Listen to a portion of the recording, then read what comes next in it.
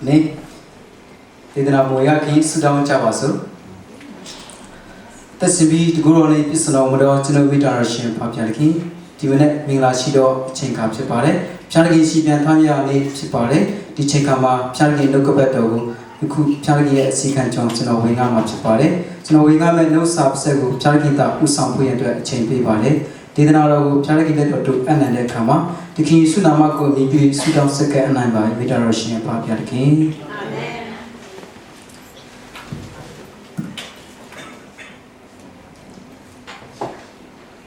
ကျွန်တော်ကျမ်းပိုက်ဒီဥဆောင်ဖတ်ချင်ပါတယ်ကျွန်တော်ဝင်ကားမဲ့ကျမ်းပိုက်ကိုဥဆောင်ဖတ်ချင်ပါတယ်ရှင်မာကုခရစ်ဝင်ကျမ်းခန်းကြီး၄အငယ်35ကနေပြီးတော့41ဖြစ်ပါတယ်ကျွန်တော်ဖတ်ပါမယ်ထိုနေ့ညအချိန်၌ကိုတော်ကကမ်းတစ်ဖက်သို့ကူးကြကုန်ဟုမိန့်တော်မူသည်တပည့်တော်တို့သည်လူစုဝေးရာမှထွက်၍လေပေါ်၌ရှိနေတော်ကိုတော်ပါလက်သွားကြ၏အခြားလေတို့လေးပါသေး၏ထိုအခါပြင်းစွာသောမိုးတက်မုန်တိုင်းဖြစ်၍လမ်းတံပိုးခတ်တော်ကြောင့်လေဒီရေနှင့်ဖြစ်လေ၏ကိုတော်သည်ပေး၌ကောင်းပေါ်မှာစိတ်ဆက်၍နေတော်မူ၏တပည့်တော်တို့သည်ကိုတော်ကိုနိုးပြီးမှအရှင်ဖျားအကျွန်ုပ်တို့သည်ပြည့်စုံခြင်းသို့ရောက်သည်ကိုလိလူတော်စိတ်ရှိတော်မူသလောလျှောက်ကြတော်ကိုတော်သည်ထ၍တိတ်ဆိတ်ငြိမ်ဝဲစွာနေဟုလေနှင့်ပင်တွေကိုဆွတ်မာတော်မူသည်ဖြစ်လေဒီငြိမ်ဝဲ၍အလောင်းตายရလေ၏ကိုတော်ကလည်းတင်တို့သည်အဘေးကြောင့်ဤများလောက်ကြောက်တဲ့တည်းအဘေးကြောင့်ယုံကြည်ခြင်းစိတ်နှင့်ကင့်တည်းမေးတော်မူသည်သူတို့သည်အလွန်ကြောက်ရွံ့၍ဤသူကအဘေးတိုးတော်သူနီလေနှင့်ပင်လေသည်သူ၏စကားကိုနားထောင်ပါသည်တကားကိုချင်းချင်းပြောဆိုကြ၏ဖတ်တော်လည်းလူခွတ်တော်အဖြစ်တရားစတန်ဖြားလေးကောင်းကြီးပေးပါစေဒီမှာသူတို့ကမ်းတစ်ဖက်သို့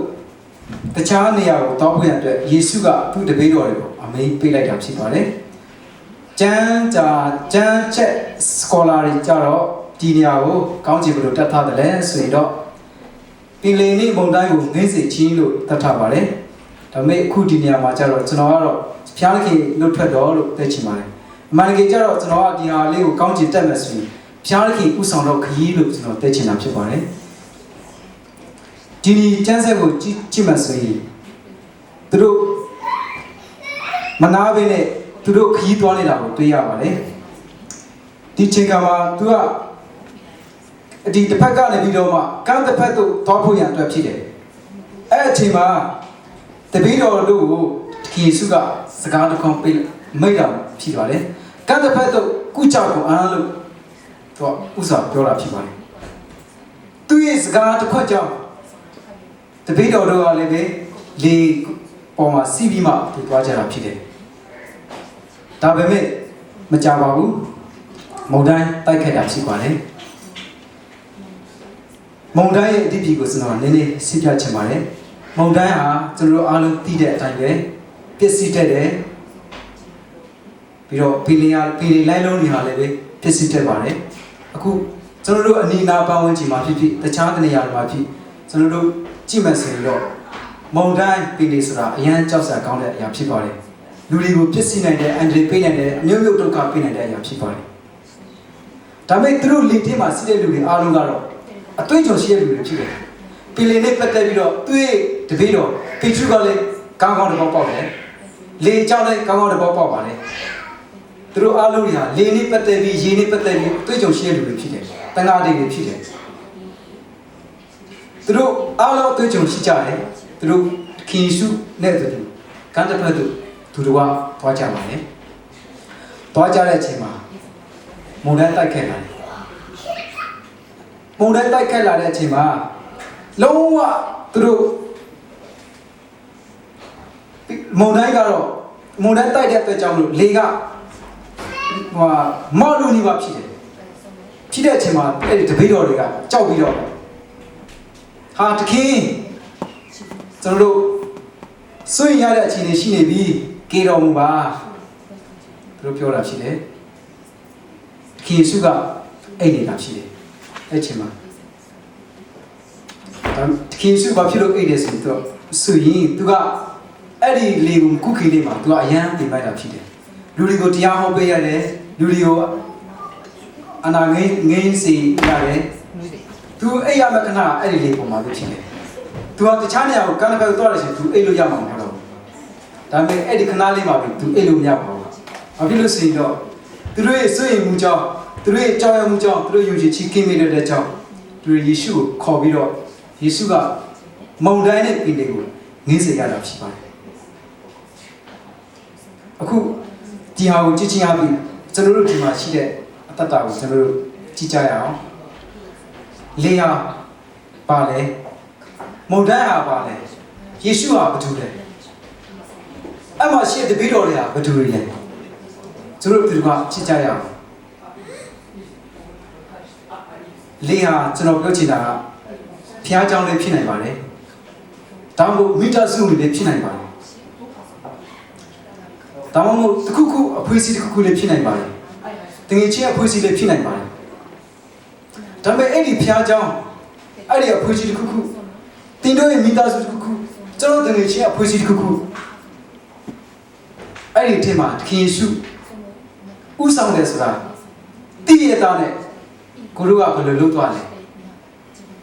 တချို့ပုဂ္ဂိုလ်တွေကပြောကြပါလေတချို့တရားဆရာတွေကပြောတာပါနော်ဖျားကြောင်ထဲမှာနှုတ်ကပတ်တော်ရှိရင်အလုံးလွတ်မြောက်ပါလေမိသားစုမှာနှုတ်ကပတ်တော်ရှိရင်လွတ်မြောက်ပါလေပြောကြပါလေနှုတ်ကပတ်တော်ကဘယ်မှာမရှိတာလဲဘယ်နေရာမှာရှိတာလဲရောကပ္ပကြီးပေါ်မှာနှုတ်ကပတ်တော်ကဘယ်နေရာမှာရှိတာလဲကျွန်တော်မေးချင်ရှိပါတယ်အမှန်တကယ်ကျတော့နှုတ်ကပတ်တော်ဆိုတာအိမ်မှာတင်မဟုတ်ပါဘူးဖျားเจ้าမှာတင်မဟုတ်ပါဘူးစက်စာဝလာတစ်ခုလုံးမှာနှုတ်ကပတ်တော်ရှိတာဖြစ်ပါတယ်ဒီလိုဆိုတော့ကျွန်တော်ပြောလာဟာနေရဘယ်လိုလဲစက်စာဝလာတစ်ခုလုံးမှာနှုတ်ကပတ်တော်ရှိတာဟုတ်လားလို့မေးမယ်အဲ့လိုဆိုရင်ပညာမှာရှိအောင်အမှန်တကယ်ကျတော့ကျွန်တော်ပြောချင်တာပေါ့နော်နှုတ်ကပတ်တော်ဆိုတာနောက်နောက်ထင်မှာရှိရမှာလို့ကျွန်တော်ပြောချင်တာဖြစ်ပါတယ်ဒီညမှာလည်းပဲအဲ့ဒီလေးကိုဥဆောင်သွားတာကအစကလေးကယေရှုကပြောထားပြီးသားသူတပည့်တော်တွေကိုကံတဲ့ဘက်တော့ဥကြကုန်အောင်ပြောထားပြီးသားဒါမဲ့သူတို့ကလေမုန်တိုင်းတွေနဲ့အခက်အခဲတွေတွေ့ကြုံလာတဲ့အချိန်ခါမှာသူတို့တခင်ရှုကိုယုံကြည်ခြင်းကင်းမဲ့သွားတယ်သူတို့တိမ်မာကိုသူတို့ကြောက်ပြီးတော့မှသူတို့အရန်အဆွေးရဖြစ်တယ်သူတို့ယေရှုကိုသူမယုံကြည်တော့ဘူးသူကဘယ်သူလဲဆိုတာမသိဘူးဒီယေရှုကကျွန်တော်ကိတ်တေးရှိကျွန်တော်ဥဆောင်တဲ့လူဆိုတာသူတို့မေ့နေတယ်အဲ့ဒါကြောင့်မလို့သူတို့တပည့်တော်တွေကယေရှုကိုပြန်ပြီးတော့ခေါ်ရတာဖြစ်တယ်အခုတခါတည်းကျွန်တော်တို့ရဲ့အတ္တမှာလဲဒုက္ခတွေတွေ့တဲ့အချိန်ခါမှာဖြစ်ဖြစ်အခက်အခဲတွေတွေ့တဲ့အချိန်ခါမှာဖြစ်မိသားစုတွေအဆင်မပြေတဲ့အချိန်ခါမှာဖြစ်ကျွန်တော်တို့တခင်ယေရှုကိုမေ့တတ်ပါတယ်တခင်ယေရှုဥဆောင်တယ်ဆိုတာကျွန်တော်မသိလိုက်ဘူးဘာဖြစ်လို့လဲဆိုတော့သူရှိနေတယ်ဆိုတော့သိတယ်ဖျားခင်ကရှိတယ်ဆိုတာသိတယ်ဒါပေမဲ့လို့ကိုယ့်ရဲ့နှလုံးသားထဲမှာဖျားတရားကဥဆောင်နေတယ်ဆိုတာမေ့နေတယ်ကျွန်တော်တတ်တာပါဘောနော်တခါလေကျွန်တော်ကိုယ်တိုင်ဖြစ်တာဖြစ်တယ်ဟာဖျားရှိတယ်ဖျားကြည်နေရှင်ပဲဖျားတတ်နိုင်တယ်ဆိုတာသိတယ်ဒါပေမဲ့ကိုယ့်ရဲ့နှလုံးသားထဲမှာဖျားပြောတဲ့နှုတ်ကပတ်တော်တွေကအသက်မရှိဘူးဖျားပြောတဲ့နှုတ်ကပတ်တော်ကိုကအသက်မရှိခဲ့တဲ့အတွက်တတိမရခဲ့တဲ့အတွက်ကိုလုချင်တာလုတော့ခက်ခဲပြီးတွေ့ကြုံတော့ရအောင်အဲ့လိုမျိုးအပိုင်းတွေပေါ့နော်အခုဒီညမှာလေယေရှုဥဆောင်တယ်ဆိုတာကိုသူတပည့်တော်တွေကသိပြီးတော့မယုံကြည်တဲ့အချိန်ခါမှာသူကလေတွေကမောင်းတော့တာမောက်ခါနီးဖြစ်တာဖြစ်တယ်ဒါပေမဲ့လို့ယေရှုဥဆောင်တဲ့ခရီးဖြစ်တဲ့အသက်ကြောင့်မလို့အဲ့ဒီလေဟာဘလောက်ပဲမုန်တိုင်းတိုက်သူတို့ဘလောက်ပဲစိတ်မစိဘလောက်ပဲပင်နေအဲ့ဒီရေလေထိပ်မှာရေတွေပြည့်ရှိနေပါစေဘယ်တော့မှအဲ့ဒီရေကအဲ့ဒီပင်လေးလမ်းအောင်မှမကြတာဖြစ်တယ်ဘယ်လိုပဲလေတိုက်ဘလောက်ပဲလမ်းလုံးတွေကြီးကြီးအဲ့ဒီလေဟာယေရှုဥဆောင်တဲ့တပည့်တော်တွေရှိတဲ့လေဟာပင်လေလိုင်းတွေအပေါ်မှာတိုင်းရှိနေတာဖြစ်တယ်လေမော်လေးတိုင်းဘလောက်ပဲတိုက်ဘယ်တော့မှမမောက်ပါဘူးဒီတိုင်းပဲရှိနေတာဖြစ်တယ်ဘာဖြစ်လို့လဲဆိုတော့သူစကားတစ်ခွန်းပြောထားပြီးသားကံတပတ်တို့ဥကြကုန်အဲ့ဒီလေကိုဥဆောင်ပြီးသားဖြစ်တယ်ဒါကြောင့်မလို့အဲ့ဒီလေဟာလုံးဝမမောက်ဘယ်လောက်ပဲလိုင်းလုံးကြီးမစေနော်လုံးဝအောက်ကိုမရောက်လိုင်းလုံးလေးအောက်မှာအဲ့လေကလုံးဝမရှိဘူးကျွန် ကျွန်တော်ကျန်းစာကိုသိချာဖက်ချင်အောင်သိနိုင်မှာဖြစ်တယ်အခုသူတို့ကသူတပိတော်ရဲ့အားနည်းချက်ကိုယေရှုသိတယ်သိတဲ့အတွက်ကြောင့်လို့သူကလည်းပဲသူ့တပိတော်တွေကအားနည်းချက်ကိုသူသိတဲ့အတွက်ကြောင့်လေနေပင်တွေကိုသူဆုံးမပေးလိုက်တယ်ချစ်ချင်းပဲလေနေပင်တွေအားလည်းပဲခင်ယေရှုရဲ့စကားကိုနှုတ်ကပတ်တော်နားထောင်တာဖြစ်တယ်ငြိမ်ပြီးတော့မှလေနေပင်တွေအလောင်းသားရမှာဖြစ်တယ်အခုကျွန်တော်တို့ရဲ့အတ္တမှာလည်းတစ်ခါတည်းအခက်အခဲတွေနဲ့တွေ့ကြုံတဲ့အချိန်ခါမှာကိုယ်မဖြစ်ရှိနိုင်တဲ့ပြဿနာတွေတွေ့ကြုံတဲ့အချိန်ခါမှာမိသားစုအရေးတွေမှာပြဿနာတွေ့ဆုံတဲ့အချိန်ခါမှာတစ်ခါတည်းကျတော့ကျွန်တော်တို့လည်းပဲအဲ့ဒီပင်လေလိုင်းလုံးတွေတူတူပဲကျွန်တော်တို့ကြောက်စရာအန်ဒရီအများကြီးကျွန်တော်တွေ့ကြုံနေတာဖြစ်တယ်အဲ့ဒီအချိန်ခါမှာလည်းပဲကိုကတတိယဘုကကိုကဖျားခင်တာဥဆောင်တယ်ဆိုတဲ့ဟာဒီမရပဲလေတခင်ယေရှုရှိတယ်ဆိုတာကိုပေထရုလိုပဲသူ့ကိုခေါ်လိုက်လို့ဆိုရင်ကျွန်တော်ဘဝတတ်တာအတွက်အခက်အခဲတွေကိုသူချက်ချင်းပဲပြင်ဆင်ပေးမှာဖြစ်ပါတယ်။ဘာဖြစ်လို့လဲဆိုတော့တခင်ယေရှုဟာလူသားတိုင်းရဲ့နှလုံးသားကိုနားလေတဲ့ဖျားတခင်ဖြစ်လို့ပါ။တခင်ယေရှုနောက်ဆုံးပိုက်မှာပင်လေနဲ့မုန်တိုင်းနဲ့ပင်လေကိုငိမ့်တော့တဲ့အချိန်ခါမှာတော့မှသူ့ရဲ့တပိတ်တော်တွေသခင်ယေရှုဘယ်သူလဲဆိုတာသိခဲ့ပါဘူးဒီလူတွေရဲ့အခက်အခဲတွေသူတို့လူချင်းတဲ့အခက်အခဲတွေသူတို့ကြောက်ရွံ့နေတဲ့အရာတွေကိုသခင်ယေရှုငင်းပေးလိုက်တယ်နော်ဒါပေမဲ့သူ့ရဲ့တပိတ်တော်တွေကသခင်ယေရှုဘယ်သူလဲဆိုတာမသိဘူးဒီမှာကျွန်တော်တစ်ချက်တော့ဖတ်ကြည့်ပါမယ်ကိုတော်ကလည်းဒီတို့ဒီအဘေးကြောင့်ဤများလောက်ကြောက်တဲ့ကြသည်အဘေးကြောင့်မြူကြီးချင်းစိတ်နေကြည်သည်ဟုမိတော်မူသည်သူတို့ဒီအလွန်ကြောက်ရွံ့၍ဤသူကအဘေတို့တော်သူနီလေလိပင်ဒီတွီးစကားတော်နောက်ထောင်ပါဒီတကားချီချီပြောဆိုကြ၏တခါတည်းကျွန်တော်တို့တက်တာပါလေရှိတတ်ပါတယ်ကိုကရမ်းပဲလုံးဝမဖြစ်ရှိနိုင်တဲ့ပြဿနာတွေရှိတဲ့အချိန်ခါမှာဘာမှမသိဘဲနဲ့ဖျားတခင်ရဲ့ကိုကြီးနဲ့ကျွန်တော်တို့လက်ရောက်လိုက်တယ်ဒါပေမဲ့တခါလေကြာကျွန်တော်တို့ကဖျားတခင်ကိုမသိဘူးဖြစ်နေတယ်အပိုင်းတွေတခါလေရှိတတ်တာဖြစ်ပါလေဖျားခင်ကဘယ်သူလဲကွာဘယ်လိုလဲဘယ်လိုဟာမျိုးလဲဆိုတာမိခွန်းလေးပဲကျွန်တော်မေ့တတ်ပါအခုဒီညမှာလေအလောက်ကီဒီရှင်ဖြစ်တဲ့ယေရှုပင်လေနေမုန်တိုင်းတွေကိုအမေးပြပြီးတော့ငင်းစီတယ်ဒါတော့မှသူတို့ဟာသူဟာငါတို့ရဲ့ကီဒီရှင်ပါလားငါတို့ရဲ့ဘုရားပါလားဆိုတာပေထရုသူတပည့်တော်တွေမသိသေးပါအခုကျွန်တော်တို့ဒီမှာရှိတဲ့မိတ်ဆွေတွေတော့အားလုံးဖြားခင်မမ်းမိကြတာဖြစ်ပါတယ်ဒါပေမဲ့တခြားပုဂ္ဂိုလ်တွေကြတော့ယေရှုဘယ်သူလဲဆိုတာအခုချိန်ထိမသိသေးတဲ့လူတွေအများကြီးရှိတာဖြစ်ပါတယ်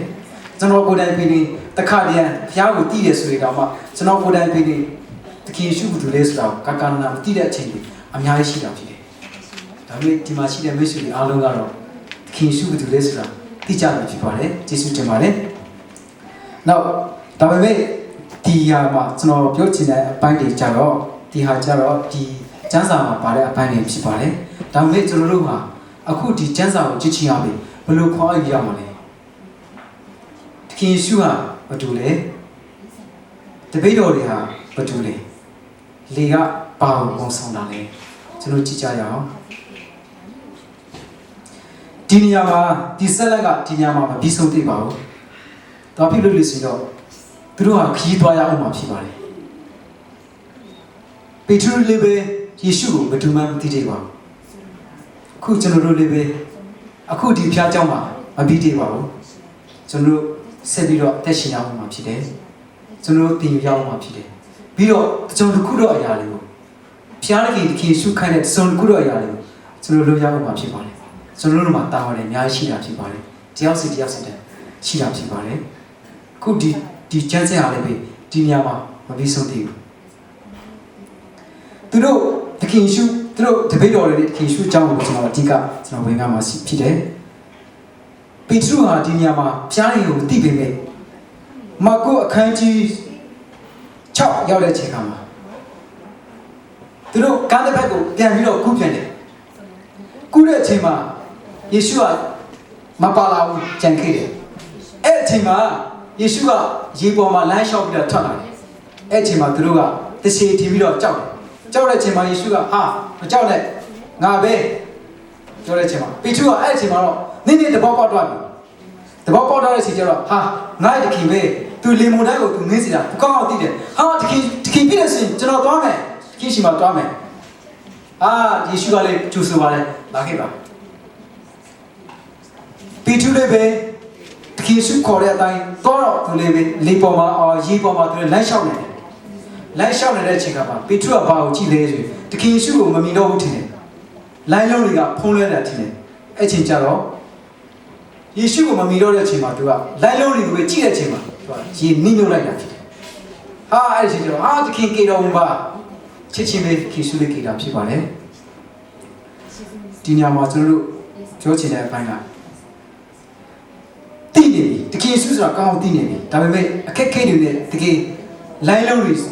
ပြည့်ကျုံတဲ့အချိန်ကမှာဖျားကုန်ပြီးတော့ပဲနင်းညွတ်တက်ပါတယ်ဒါပေမဲ့ချစ်ချင်းပဲ online ပါပဲဆိုရင်တကယ်ဆိုချစ်ချင်းပဲကိန်းမှာဖြစ်ပါတယ်နောက်ပြီးအခန်းကြီးရှိမာကုအခန်းကြီးရှိအခန်းကြီးရှိအငယ်စစ်ကိုရောက်တဲ့အချိန်ကမှာတကယ်ဆို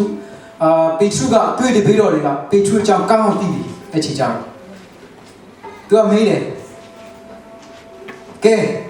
တချို့ကကျွန်တော်ကိုပြောကြတယ်ဘယ်တော့ဖတ်တပါးပါလို့ပြောကြတယ်တချို့ကဟေစာယလို့ပြောကြတယ်တချို့ကဘယ်တော့ဖတ်တပါးပါပြန်ရှင်လာတယ်လို့ပြောကြတယ်ကဲဒီမှာရှိတဲ့ငါတပည့်တို့ရောတင်တို့ရောကျွန်တော်ကိုဘယ်လိုထင်ကြတယ်လို့ယေရှုကတပည့်တော်ကိုမေးလိုက်တယ်မေးတဲ့အချိန်ခါမှာတပည့်တော်ပေထရုကတော့ကိုရောဟာဒီဒီရှင်ဖြစ်တယ်လို့သူဝန်ခံလိုက်တာဖြစ်တယ်အစားတော့မှပင်လေဝေးတဲ့အချိန်မှာယေရှုဘာမှမသိသေးဘူးဒါပေမဲ့ဟိုးနောက်ပိုင်းသွားအချိန်မှာအခန်းရှိရောက်တဲ့အချိန်မှာပေထရုဟာယေရှုကိုဝန်ခံလာတယ်ဒီနေရာမှာဝန်ခံလာဘေကနေဝန်ခံလာသူ့ရဲ့နှလုံးသားကနေပြီးတော့မှကိုရောဟာတခင်ဖြစ်တယ်ကေဒီရှင်ဖြစ်တယ်လို့ယေရှုခရစ်တော်ဖြစ်တယ်လို့သူ့ရဲ့နှလုံးသားကနေဝန်ခံလာတာဖြစ်တယ်ဒါပေမဲ့အခုကျွန်တော်တက်တာမှလေဒီလိုမျိုးရှိနိုင်ပါတယ်အခုဒီမှာရှိတဲ့ပုံကိုယ်တွေအားလုံးကလည်းပဲယေရှုခရစ်တော်ကိုကေဒီရှင်လို့ဝန်ခံမှာအားလုံးဝန်ခံမှာဖြစ်ပါတယ်တခြားတော့ပုံကိုယ်တွေဟာလည်းပဲယေရှုဟာတခင်ဖြစ်တယ်ကေဒီရှင်ဖြစ်တယ်ဆိုတော့အားလုံးယုံကြတာဖြစ်တယ်အခုခရစ်ယာန်မဟုတ်တဲ့ပုံကိုယ်တွေအားလုံးတခင်ယေရှုကိုသူကကေဒီရှင်ဖြစ်တယ်ဆိုတော့အားလုံးယုံကြတယ်ဖျားတခင်ရှိတယ်ဆိုတော့လည်းယုံကြတယ်အားလုံးယုံကြတာဖြစ်တယ်အခုကျွန်တော်မြန်မာပြည်မှာဗုဒ္ဓဘာသာတွေရှိတယ်ဒါပေမဲ့သူတို့အားလုံးဟာလည်းပဲယေရှုဟာတခင်ဖြစ်တယ်ကေဒီရှင်ဖြစ်တယ်ဆိုတာကျွန်တော်ယုံကြသူတို့အားလုံးယုံကြပါတယ်ဒီလိုဆိုရင်ဘယ်ဟာကကွာတော့လဲသူတို့ယုံကြပြီနော်ကဲသူတို့ယုံကြည်ခြင်းဘယ်လောက်ခံရလဲကြည့်ကြရအောင်ပြီးတော့တခင်ယေရှုတည်သွားပြီထောင်းမြောက်ပြီးသွားပြီအဲ့ချိန်မှာရှင်ယောဟန်အခန်းကြီး20ရောက်လေရောက်အဲ့ဒီကြားထဲမှာနော်တခင်ယေရှုနဲ့သူတင်ပဲသူချောအော်တယ်တခင်ယေရှုနဲ့သူတင်ပဲသူကသွားမယ်ဒါစင်ခေါ်တာဒါပေမဲ့ရှင်ယောဟန်အခန်းကြီး20ရောက်တဲ့ချိန်မှာသူတို့ဘာလုပ်လဲဆိုရင်တခင်ယေရှုမရှိတော့ဘူးသူတို့တခင်ယေရှုကပြန်ထောင်းမြောက်တယ်ဒါပေမဲ့ကောင်းကင်မှာမတက်သေးဘူးအဲ့ချိန်မှာသူတို့ဘာလုပ်လဲဆိုရင်သူတို့လုပ်နေကြအလုပ်တန်ခါတွေအလုပ်ကိုသူတို့ပြန်လုပ်တာဖြစ်တယ်သူတို့ဟာယေရှုဖျားခင်ဟာတကယ်ကေရှင်ဖြစ်တယ်ဆိုတာသူတို့ကောင်းကောင်းသိပြီဝန်ခံနေပြီတကယ်လည်းယုံကြည်နေပြီ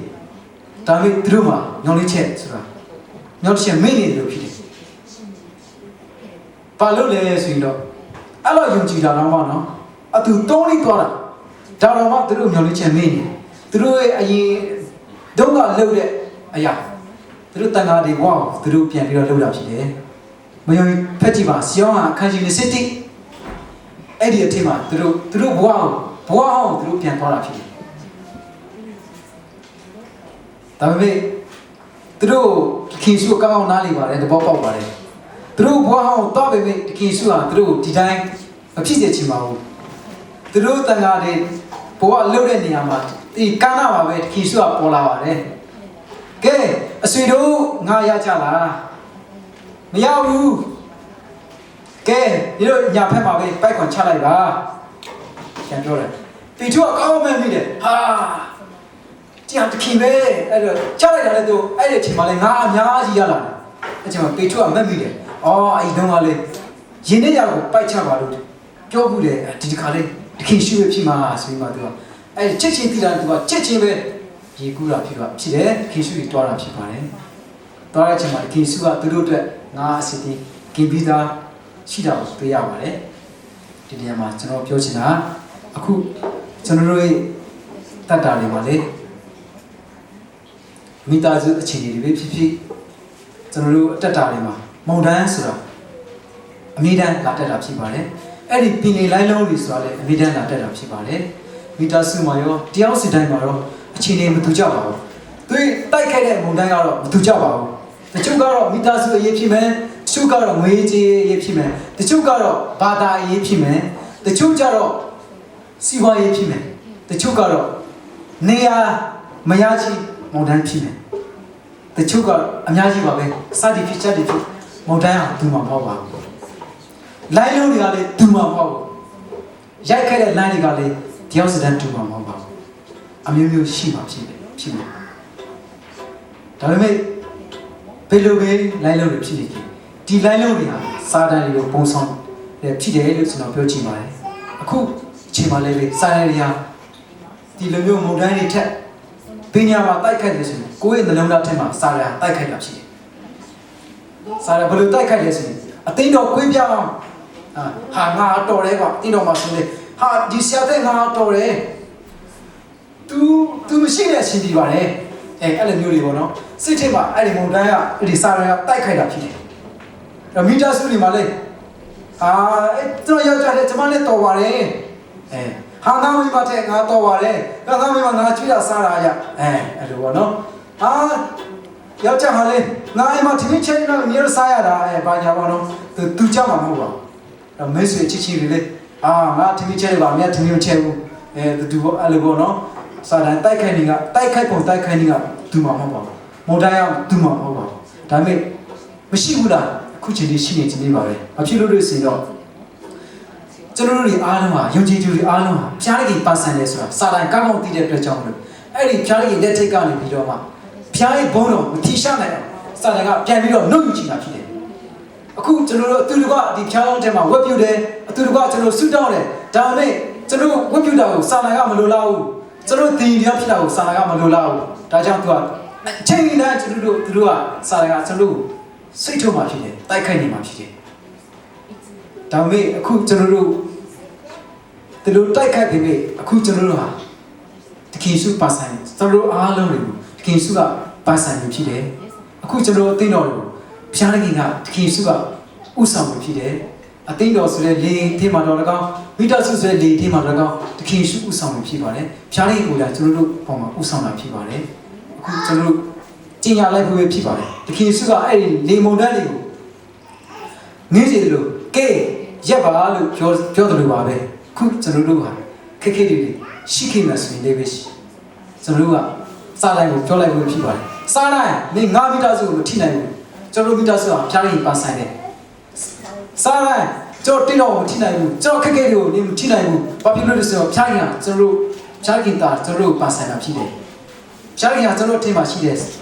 ဆိုတော့ကျွန်တော်ကျင်ညာလဲချင်းအဖြစ်ကျွန်တော်ပြောလိုက်ချင်းအဖြစ်ကျွန်တော်စိတ်လုံးသားထင်မှာအစီအမံလုံးရောက်မှာဖြစ်ပါတယ်ပြီးတော့အချိန်တိုင်းပါပဲကျွန်တော်တို့ဘယ်လိုအခြေအနေလေးဖြစ်ဘယ်လိုဘူးနေရာမှာပဲဖြစ်ကျွန်တော်တို့ရဲ့နှလုံးသားကိုဥဆောင်တဲ့တူလားတခင်ရှုခရစ်တော်ဆိုတာကျွန်တော်တိဖို့ရတဲ့လွယ်တာဖြစ်ပါတယ်ဒီကတည်းကကြတော့ကျွန်တော်တို့တွေဟာ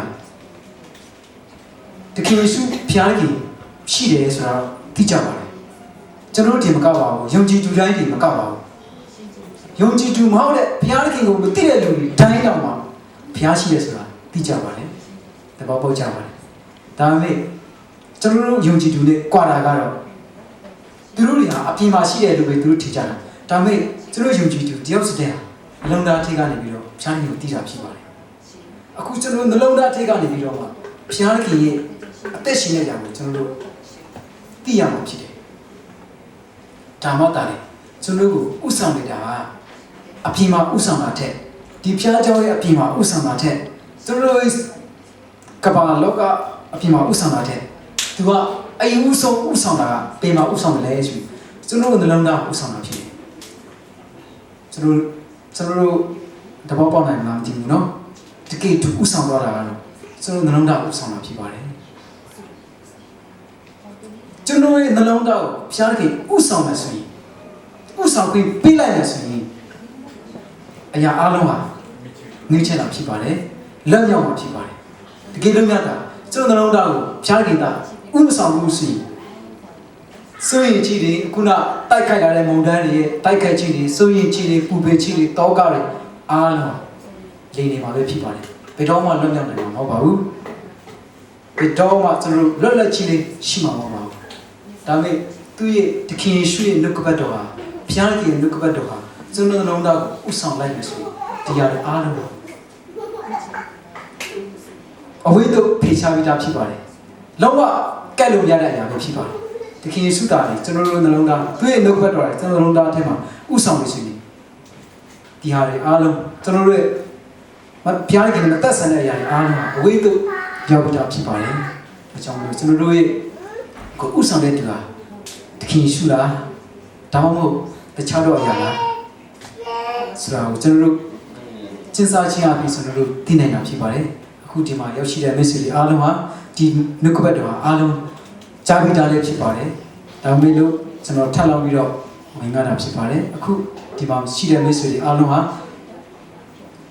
ပို့ပြီးတော့လည်းဖြားခင်နဲ့ရင်းကျက်တာဖြစ်ပါတယ်ကျွန်တော်တို့လည်းပဲအခုထပ်ပြီးတော့လည်းပဲဖြားခင်နဲ့ပို့ပြီးကြီးကျက်ဖို့ရတဲ့ဖြားခင်လိုတော့ရှိတာဖြစ်ပါတယ်ဒီမှာဒီတပိတော်တွေကိုကြည့်ချင်ရပြီအခုဒီပင်လေနဲ့မုန်တိုင်းကိုငိမ့်တဲ့အချိန်မှာခီစုကိုသူတို့မမမိတိတ်ပြီအချိန်ကြာတဲ့အချိန်ခါမှာသူတို့ခီစုကိုပို့ပြီးတော့တိလာတာဖြစ်ပါတယ်ပြီးတော့ရှင်ပေထုတမန်တော်အခန်းကြီး3တမန်တော်အခန်းကြီး4ရောက်တဲ့အချိန်မှာဘာဖြစ်လဲဆိုရင်အဲ့ဒီကြားထဲမှာသူတို့ရွာနေနေတာနော်တမန်တော်အခန်းကြီး4ရောက်တဲ့အချိန်မှာခီစုကရှင်ပေထုကဘာပြောလဲဆိုရင်အမလူတွေအများကြီးရှိတယ်အဲ့ချိန်မှာပေထရုကဘာပြောလဲဆိုတခင်ယေရှုရဲ့နာမတော်မှာတပါကောင်းကင်အောက်မြေကြီးပေါ်မှာကိန်းတင်နိုင်တဲ့နာမဆုံးခုမှမရှိဘူးလို့ကြေညာလိုက်တာဖြစ်တယ်တမန်တော်ခန်းကြီးလေးရောက်တဲ့အချိန်မှာနော်အခုကျွန်တော်ရဲ့တတမှာတခင်ရှင်ပေထရုကြေညာတယ်လို့ပါပဲတခင်ယေရှုဘုရားခင်ဟာသူ့ရဲ့နာမတော်မှာတပါကျွန်တော်တို့ဘဝကျွန်တော်တို့ရဲ့အသက်ကျွန်တော်တို့ရဲ့ဝိကျွန်တော်တို့ရဲ့စိတ်ပိုင်းဆိုင်ရာကျွန်တော်တို့ရဲ့စာဝတ်နေရေးကျွန်တော်တို့ရဲ့မိသားစုကျွန်တော်တို့ရဲ့နိုင်ငံကျွန်တော်တို့ရဲ့တင့်တော်ကျွန်တော်တို့လူအဲ့နေတဲ့အကြောင်းအရာတစ်ခုခုပေထရုပြောထားတယ်လို့ပါပဲခင်ယေရှုရဲ့နာမတော်မှာတပါမကိတိနိုင်ပါဘူးဒါကြောင့်မလို့အခုကျွန်တော်တို့ပြောချင်တာတခင်ယေရှုရဲ့နာမတကယ်အရေးကြီးတဲ့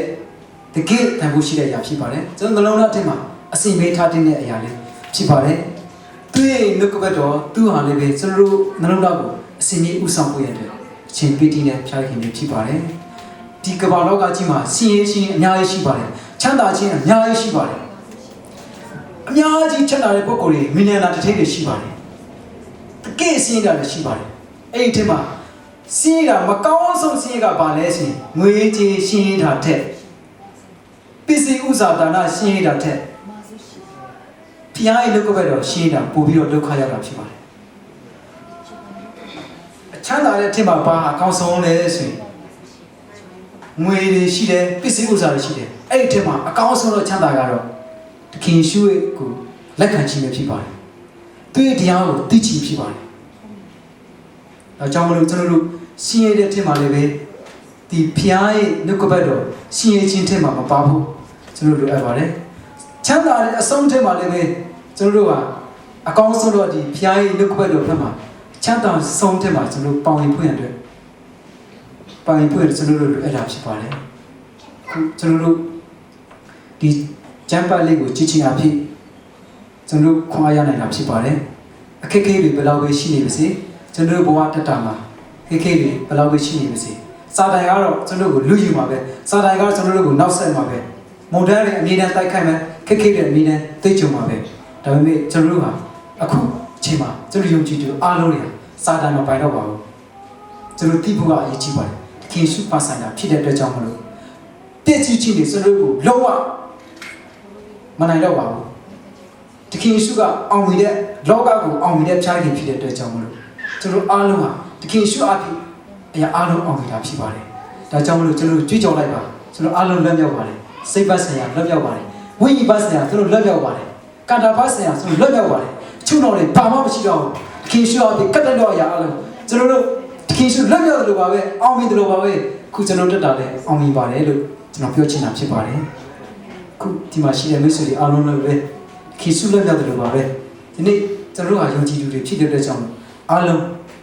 လက်မြောက်စေတာဖြစ်ပါတယ်ဒါကျွန်တော်တို့အတွက်ခေစုလုတ်ပိပိတရာကိုကျွန်တော်လက်ခံခြင်းဖြစ်ပါတယ်ဒါကြောင့်ဒီနေ့စူပါဆန်ဒေး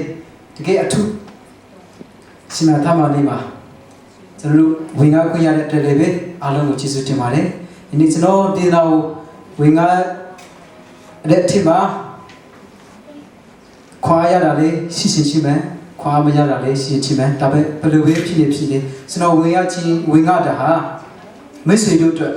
ဖျားကြီးအသုံးပြုသလားဆိုတာပါပဲအရေးကြီးပါတယ်ဖျားကြီးကအသုံးပြုဆိုရင်လည်းဒါတော့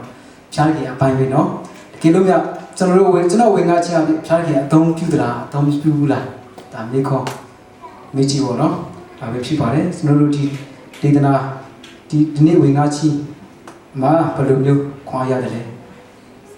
တော့ဒီညဝင်ကဒီညကိုကြည့်ချင်းအပြင်ကျွန်တော်တို့ဟာဘယ်လိုပဲခက်ခဲရှိနေပါစေကျွန်တော်ထပ်ပြီးတော့ပြောချင်တာခက်ခဲဘယ်လောက်ပဲရှိနေပါစေဘယ်တော့မှလေဘယ်လောက်ပဲကျွန်တော်တို့လိုင်းလုံးတွေကြည့်နေပါစေဘယ်တော့မှ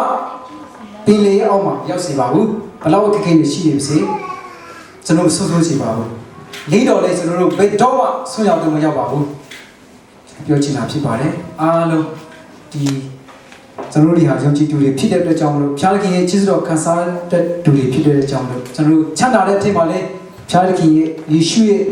ချမ်းသာခြင်းရရှိဖို့ရှင်ရဲ့ပေမဲ့လို့ကျွန်တော်တို့ဟာရှင်ရဲ့တဲ့အထက်မှာလည်းဖျားခင်နှုတ်ကပတ်တော်ရှင်ကြီးမပါဘူးကျွန်တော်ရေးကြည့်ပါတယ်ပြီးတော့ကျွန်တော်တို့ဘဝတက်တာတစ်ခုစီတိုင်းမှာကျွန်တော်တို့နှလုံးသားထိပ်ကနေပြီးတော့မှတခင်ယေရှုဥဆောင်တဲ့အရာတခင်ယေရှုနှုတ်ကပတ်တော်တာဥဆောင်တဲ့အရာဖြစ်စေဖို့ရတယ်ကျွန်တော်ပြောချင်တာဖြစ်ပါတယ်ကျွန်တော်တို့နှလုံးသားထဲမှာခီစုတာဥဆောင်ခဲ့မယ်ဆိုရင်ကျွန်တော်ဘဝတစ်ခုလုံးအားလုံး